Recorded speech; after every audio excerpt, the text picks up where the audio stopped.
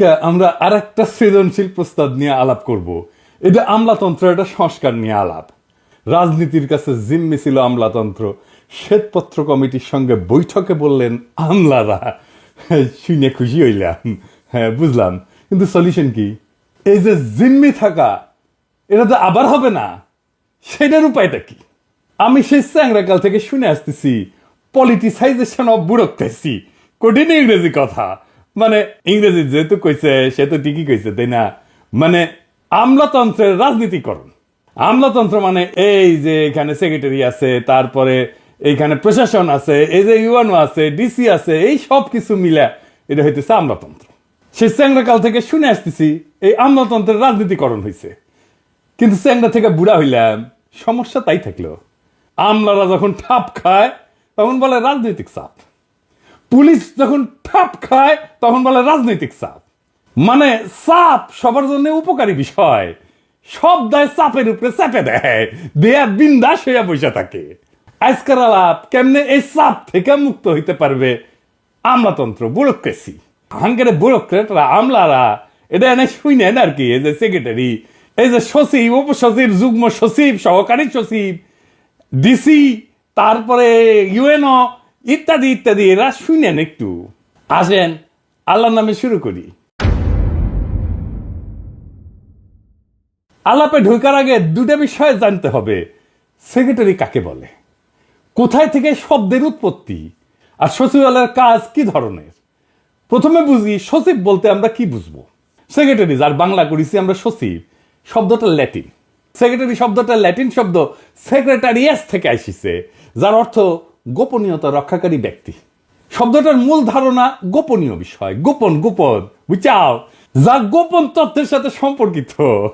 এই গোপন তথ্যের সাথে সংযুক্ত কাউরে যদি নিযুক্ত করা হয় তারে কয় সেক্রেটারি। সেক্রেটাম এই শব্দটা ল্যাটিন ভাষায় গোপনীয়তা, হ্যাঁ বুঝাও। তো সেক্রেটারিয়াস, তো সেক্রেটারিয়াস মানে এমন একজন ব্যক্তি যিনি গোপন বিষয় গোপনই রাখতে পারেন, কিছু কথা থাক না গোপন। মধ্যযুগে তো ল্যাটিন থেকে ফরাসি ভাষায় এটা এসেছিল, বুঝাও। আইসা এটা হয়ে গেল সেক্রেটারি, বুঝাও। 1400 থেকে 1500 শতাব্দীতে ইংরেজি ভাষায় এক সেক্রেটারিটা আইসা হইল সেক্রেটারি। তো প্রথম এই সেক্রেটারি বলতে বোঝানো হইতো এমন একজন ব্যক্তিকে যিনি শাসক, রাজা বা প্রভাবশালী ব্যক্তির ব্যক্তিগত সহকারী হিসেবে কাজ করতেন এবং তাদের ব্যক্তিগত তথ্য গোপনে রাখতেন, বুঝছাও। কিছু কথা থাক না গোপন। তো মধ্যযুগের রাজকীয় সেক্রেটারিরা, সচিবেরা কি কাজ করতেন? গুরুত্বপূর্ণ চিঠি লিখতেন, কূটনৈতিক বার্তা আদান প্রদান করতেন এবং গোপন তথ্য সংরক্ষণ করতেন। কিছু কথা থাক না গোপন। তাই সচিবের প্রাথমিক কাজ ছিল গোপন তথ্যের রক্ষণাবেক্ষণ। তাই সেক্রেটারি শব্দের সাথে, এটার মূল ধারণার সাথে এই গোপনীয়তার বিষয়টা করলে এখনো অন্তর্ভুক্ত আছে, বুঝছাও। তো তাইলে কোনোভাবে এই সচিবদের, সেক্রেটারিদের পাবলিক লাইফে আসা উচিত, জনগণের মধ্যে এসে মাখামাখি করা উচিত।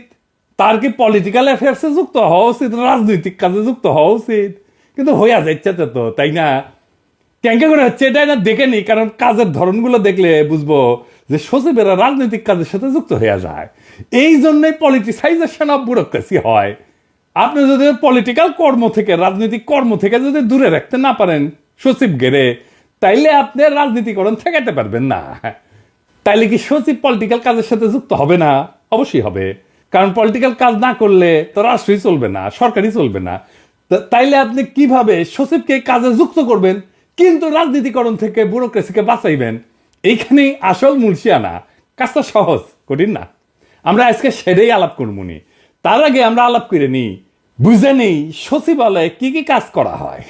অনেকে কবেন কিছুই করে না, ওটা এটাও সত্য, তাও দেখি আর কি। কাগজে কলমে লিখিত পড়িত কি কি কাজ আছে সেটাই না দেখে নেই। হ্যাঁ, তো সচিবালয়ে কি কি কাজ করা হয় সেটা নিয়ে আলাপ করলে আমরা দেখবো যে তাদের কাজের মধ্যে স্পষ্ট বিভাজন আছে। সচিবালয়ের কাজগুলোকে দুই ভাগে ভাগ করা যায়। এটা হইতেছে রাজনৈতিক কাজ, পলিটিক্যাল কাজ। এটা হইতেছে রেগুলার প্রশাসনিক কাজ। তেমন কইতে পারেন যে রাজনৈতিক কাজগুলো কি কি? রাজনৈতিক কাজগুলো মূলত মন্ত্রী তার নেতৃত্বে পরিচালিত হয় এবং নীতি নির্ধারণী দিক নির্দেশনা কার্যক্রমের সাথে সম্পর্কিত। যেমন ধরেন নতুন আইন বা নীতিমালা প্রণয়ন, এটা পলিটিক্যাল কাজ। পলিটিক্যাল ডিসিশন, যেমন ধরেন নতুন বিশেষ প্রকল্প বা কর্মসূচি অনুমোদন, এটা পলিটিক্যাল কাজ। তারপরে ধরেন অর্থনৈতিক পরিকল্পনা, যেমন ধরেন বাজেট প্রণয়ন করা, উন্নয়ন প্রকল্পে অগ্রাধিকার দেওয়া, এইগুলো পলিটিক্যাল কাজ। তারপরে ধরেন উচ্চ পর্যায়ের আলোচনা, জাতীয় এবং আন্তর্জাতিক বিষয় নিয়ে আলোচনা এবং চুক্তি, এটা পলিটিক্যাল কাজ। তারপরে ধরেন সংসদে মন্ত্রণালয়ের কাজকাম উপস্থাপন করা, প্রশ্নের জবাব দেওয়া, এটা পলিটিক্যাল কাজ। তারপরে ধরেন সরকারি কর্মকর্তাদের জন্য কৌশলগত দিক নির্দেশনা দেওয়া, স্ট্র্যাটেজিক দিক নির্দেশনা দেওয়া, এটা পলিটিক্যাল কাজ। আর কি রেগুলার প্রশাসনিক কাজ, রেগুলার অ্যাডমিনিস্ট্রেটিভ ফাংশনস, এইগুলা সচিব এবং প্রশাসনিক কর্মকর্তা দিয়ে পরিচালিত হয়। এইটার মধ্যে মন্ত্রী গেলে খুব একটা যুক্ত হয় না, এগুলো প্রতিদিনের কাজ এবং নীতিমালা বাস্তবায়নের সাথে সম্পর্কিত। আগে পলিটিক্যাল ডিসিশন হয় রাজনৈতিক কার্যক্রমের মধ্যে দিয়ে, আর এটা বাস্তবায়নের কাজটা হয় রেগুলার কাজের দিয়ে। যেমন ধরেন নীতিমালা বাস্তবায়ন, মন্ত্রীর সিদ্ধান্ত অনুযায়ী নীতিমালার বাস্তবায়ন, একটা নীতি নিচ্ছে, সেটা বাস্তবায়ন কেমনে হবে। তারপরে ধরেন এই যে অফিসিয়াল ডকুমেন্ট এগুলো পর্যালোচনা এবং অনুমোদন। তারপরে ধরেন এই হিউম্যান রিসোর্স ব্যবস্থাপনা, মন্ত্রণালয়ের কর্মকর্তা কর্মচারীদের পদোন্নতি, বদলি, প্রশিক্ষণ, বেতন ইত্যাদি ইত্যাদি। তারপরে ধরেন আয় ব্যয়ের তদারকি, বাজেট অনুযায়ী অর্থ ব্যয় নিশ্চিত করা, এই সমস্ত। আর কি জবাবদিহিতা নিশ্চিত করা, বিভিন্ন প্রকল্প এবং কর্মসূচির অগ্রগতি পর্যালোচনা করা, প্রতিবেদন প্রস্তুত করা, সরকারের উচ্চ পর্যায়ে মন্ত্রণালয়ের কাজের অগ্রগতি নিয়ে প্রতিবেদন তৈরি করা। তো আমার প্রস্তাব হইতেছে যে কোন মন্ত্রণালয়ে দুইজন সেক্রেটারি থাকবে, একজন দেখবে রেগুলার কাজ, আরেকজন দেখবে পলিটিক্যাল কাজ। Political secretary, regular function secretary.